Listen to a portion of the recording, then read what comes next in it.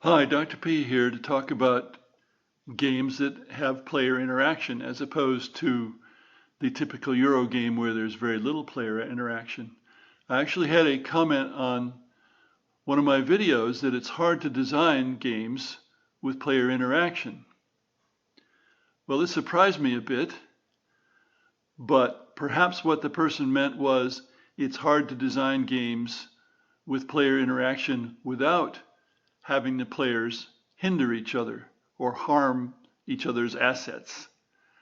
And that is more difficult, but the obvious thing there is that you can design cooperative games where you at least have some interaction between the players, even though it's all positive because they're trying to help each other out.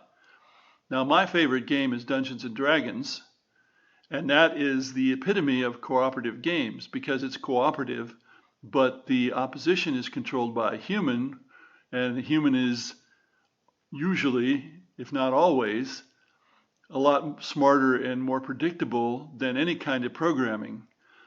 Certainly any kind of programming you can do with a tabletop game where the computer is not involved.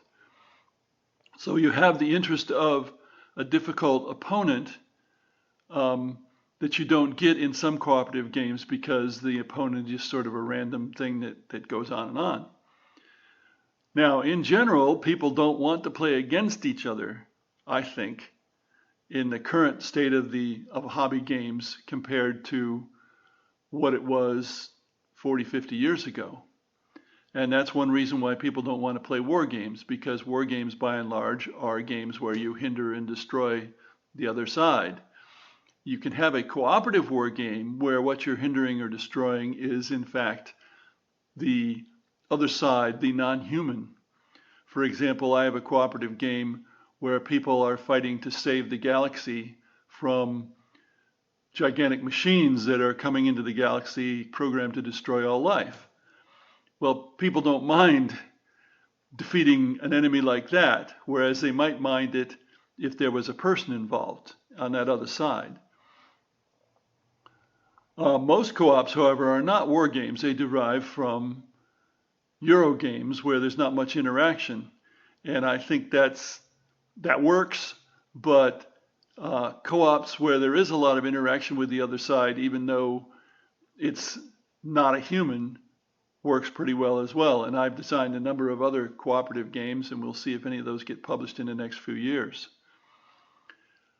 I've also noticed that when you say a cooperative to war gamers and to some other gamers, they get painful looks on their faces.